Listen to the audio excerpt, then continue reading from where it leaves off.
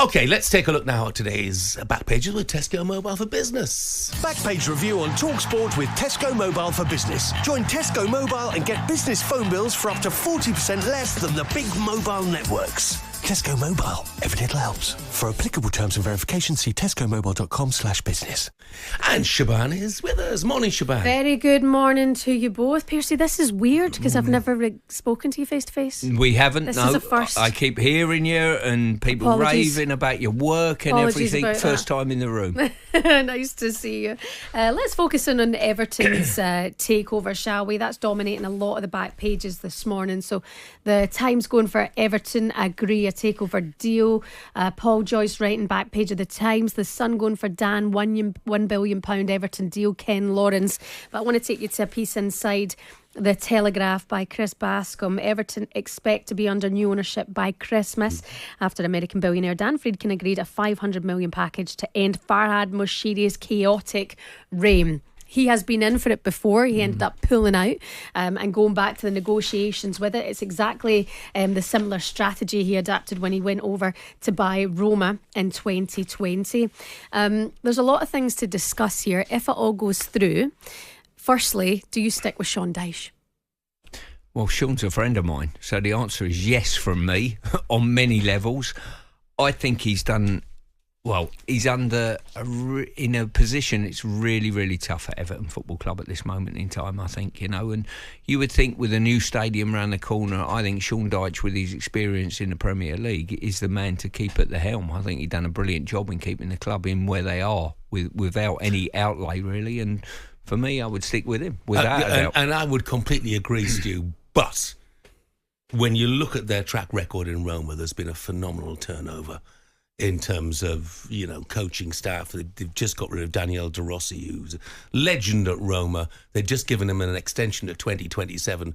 And then 4 games into a new season, of which he'd only lost once, by the way, they've decided to get rid of him. Oh, wow. So I worry for Sean. And also what I wonder about is, although this takeover probably won't become official until around Christmas, how much influence will the Friedkin Group have now, right at this moment? Will everybody just do what is their beck and call? And that would be my fear for Sean Dyche, because I think the better times on the pitch are just around the corner for them as well. So... Well, that sounds worrying when you say it like that in We'll terms see. of the track record that they've had in the past. I mean, what they've said from taking over is we look forward to providing stability and sharing our vision for the club, which includes completing the new stadium. But how important when a takeover happens that they're in tune with the fan base, the Everton fan base, and that they're listened to in this process too? Or do businessmen just not care about that? I think we've seen enough history in the Premier League and football to suggest I don't think they care too much, sadly. Because I think the first thing you would do, certainly whenever I've come into a club as a manager or as a coach, you try and get in tune with the fans. You listen to the fans. What do they want? They watch more football and your football club that you're going into than you do. They know more about your football club than you do. And I think it's naive, certainly of owners, not to turn around and take their views on board, because they're going to be there after you leave. The thing is, guys, that the fans are in tune with the new owners because they are the saviours as far as they're concerned. This is a great day for Everton fans. They waited for a couple of years for this happening. They've resigned themselves time and time again to relegation and struggles, on and off the field. And suddenly there's a bright new dawn. And I sort of feel that whatever the new owners do, most Evertonians, at least for a while, will certainly back them. Absolutely. The Express and the Mirror are focused this morning on what seems to be a brilliant rivalry that's brewing between Manchester City and Gabriel because of the game on Sunday night. Not only are they looking like they'll be the title race to concern, but also the housery that went on between the players as well. But then there's a lot of focus on Rodri too. So the back page of the Times, Rodri out for months. City midfielder could miss the rest of the season. Huge blow to title hopes. Oh my Rod is the headline of the back page of the Sun, and that picture of him rolling around in agony on Sunday. Just how much of a loss would Rodri be to Manchester City squad? Yes, we've seen them cope before in the past, but is he the exception, the one you cannot lose? I think we spoke about it slightly earlier, over the last however long he's been there, all of a sudden he's rose right to the top of the pool. I mean, in some people's eyes, it's Haaland who's irreplaceable and whatever.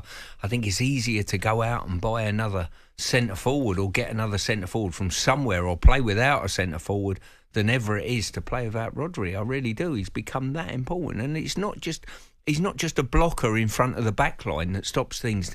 You know, he creates with his passing, he creates with goals. He's some player. He really is.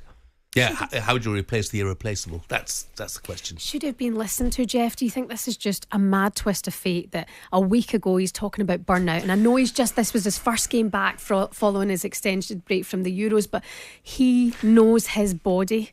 And I've seen this in a lot of the press this morning, and look, Stuart, I'm no expert at all. But, you know, he didn't play a game of football from July the 14th to September the 8th. He's played 135 minutes this season for Manchester City and 59 minutes for Spain. So I'll be surprised if burnout had anything to do with it. I mean, look, you know, it may be something to do with you know, cumulative effect over season after season after season. But just on his stats this season, you'd be surprised if that was the case. I have a slightly different viewpoint on this. I mean, and this goes back to my mentality as a player. At the start of the season, I wanted to play every game. I was absolutely crestfallen if I missed a game in regard to a suspension or an injury. You never know when the next injury is going to come in the game. So you never know when you're sat out of the game, you're on the sidelines. And with the amount of squad size that managers have got now, I think probably what clubs have done now, if they pass the buck to the authorities and the fixture list, the managers are responsible for picking their team. So if they look at a player and they see them every day and think they need a break from the game, we'll leave them out. It's your responsibility to leave them out. I'm not sure I feel a little bit sorry for the authorities where the blame seems to end up. You know, there's too many fixtures, there's this, there's that. You pick whatever team you want to pick. I would rather play every game. If a manager come at me and said, I'm going to rest you, I said, no, don't bother. I'll play. I'll rest when I'm 40. There's no problem. Thanks, Siobhan.